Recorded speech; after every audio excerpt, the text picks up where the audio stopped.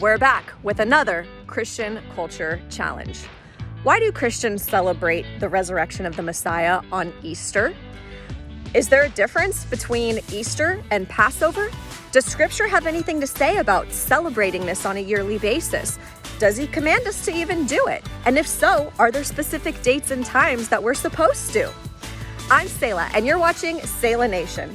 Every day I go on walks through nature and I listen to the entire Bible. And every once in a while I come across a scripture that makes me go, that's countercultural, or that's kind of against the Christian culture I was raised in. And we put those points here on this show.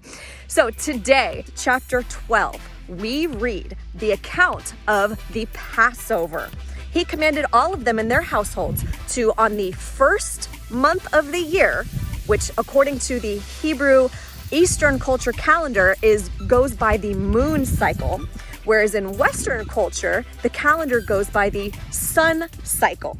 The first month of the year, which is this month, and the 10th day of that month, the families were to go get a lamb, and on the 14th day of that month, they were to eat the lamb.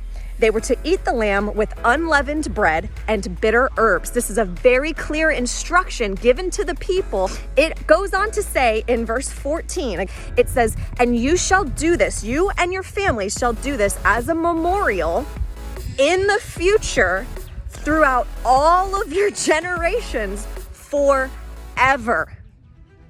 That is direct command from Scripture.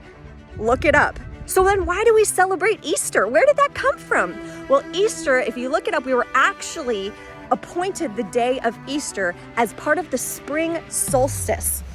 That during the reign of Constantine, which was long after the Church of Acts and Yeshua's resurrection, during that time, Constantine wanted to unite the land, the people. He wanted to unite them with good intentions. He had pagans, he had heathens, all celebrating this huge spring festival for 10 days. And he had the Jews and the Israelis and the Hebrews and the Aramaic people all celebrating Passover, right? So he said, you know what, we're going to put it all together into one day and we're just going to call it Easter. And you can celebrate the resurrection of your Messiah and you can celebrate your fertility gods and goddesses and we'll just all be merry.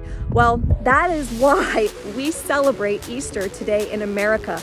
But is it really what we should be doing?